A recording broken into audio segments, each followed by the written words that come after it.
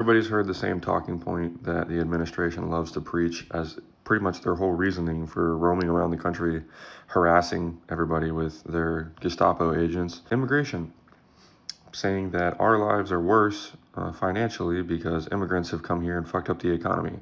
Anybody with an IQ over 5 knows that that's not true. Finally, there is a paper that specifically addresses this issue, and it comes from an organization that is typically more conservative leaning.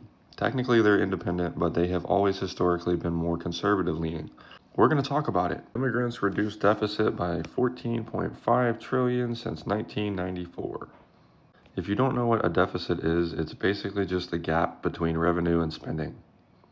They have helped shrink our gap by 14.5 trillion since 1994. Again, illegal and legal. Just immigrants.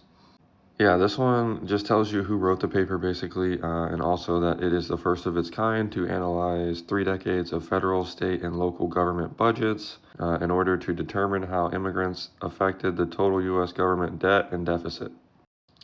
Here's the goal of the paper. They want to provide the first ever assessments of the total net fiscal effect of all immigrants from 1994 to 2023, rather than just a 1-year snapshot, forward-looking projection like many other studies have done.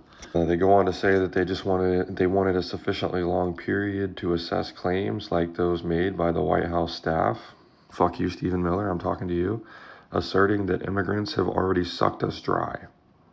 Also, they wanted to provide the clearest explanation for the mechanisms driving the fiscal effects of immigration on government budgets.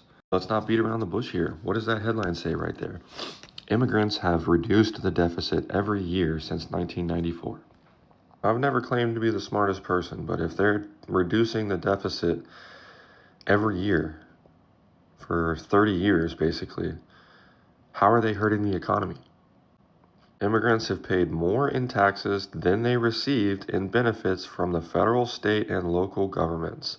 They put more money into our programs than they ever took back out, but you fucking people are still here calling them leeches. Immigrants' fiscal surplus has grown even as deficits have exploded. Even as our debt has gotten worse and the deficit has grown larger, basically the gap between earning and spending, the gap has gotten bigger and bigger, But immigrants' fiscal surplus has grown even as deficits have exploded. Again, as you saw on the last slide, they are not the ones receiving most of these benefits. Are you guys understanding that? They have contributed more and more over the years, and they have never taken out more than they contributed. How are they leeching from our society again? Because billionaires aren't paying tax. Why don't you go look up what Amazon paid in taxes this year? Yeah, I knew you wouldn't go look it up, so I put it on the screen for you.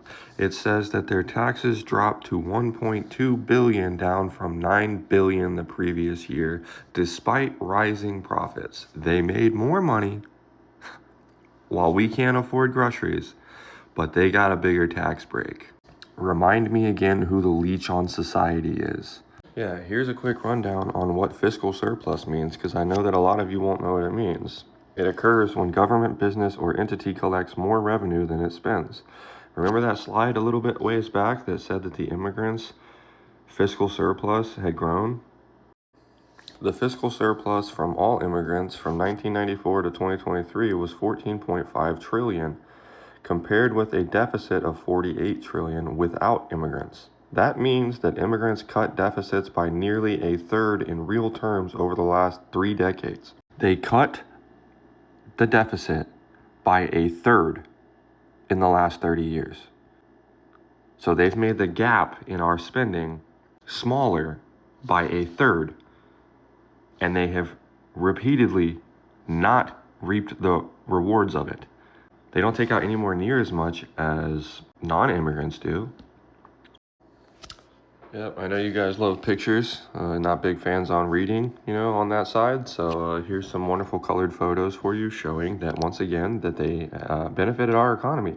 Basically, this slide just addresses how they can be so beneficial when the deficit is already so large. Yeah, the debt, a lot of it has to do with the fact that most of this deficit comes from things that have nothing to do with them, and we would have this debt regardless of if we had immigrants or not. So yeah, read this slide if you can read, and we're going to continue. You guys know, I want to give you guys lots of pictures so you guys can see this. The average U.S. person pays more in taxes than they receive in benefits. The average human being that you see walking around on the street, regardless of the color of their skin, pays more in taxes than they ever receive in benefits. Ask that question to the billionaires. How many write-offs do they get? How much money do they get to keep? Immigrants pay more taxes and they receive fewer benefits. Immigrants pay more in taxes than the average person. This is counterintuitive because they have lower hourly wages. But because they work at a much higher rate, they end up with a higher per capita income. And they pay more in taxes than their share of the population predicts. Thus, immigrants have been better at generating revenue for the government than the average person. They're paying into taxes and they're not taking any benefits out. Hard to be a leech.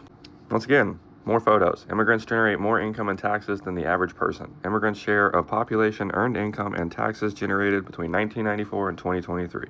Yeah, I'm not going to read this whole thing, but let's read the first line real quick. Are their tax revenues overwhelmed by the cost that they impose? Immigrants did not create significantly higher costs for any items, and they saved our government enormously in two areas: old age benefits and education costs. I'm not even going to say it. Immigrants cost less as retirees. First, the savings on old age benefits are not because immigrants are significantly less likely to retire. Instead, it is because they are far less likely to receive a government pension. Yeah, because they didn't work government jobs, it says. The main reason, though, is that they were simply barred from applying for Social Security and Medicare because they either arrived too late in life to earn the necessary qualifying work history, or they are here illegally or in temporary status and ineligible for that reason. Once again, they're paying taxes and they do not get to reap the benefits. I'm running out of time here, so I'm not going to be able to read all these. But yeah, here's another one. They cost schools less. Another picture for you. Let me get out of the way. Another picture. Not big on using welfare either, Pay into the program. Not big on benefiting from it, though. Immigrants are much more likely to be in poverty, but not more likely to be receiving welfare. So they're living worse than us, but, they're keeping our country afloat. This one's important. Immigrants paid more in taxes than they received in benefits every year. This one's great. Immigrants don't cause deficits. They've never increased our debt in a way that they didn't also benefit our debt. Woo, more pictures.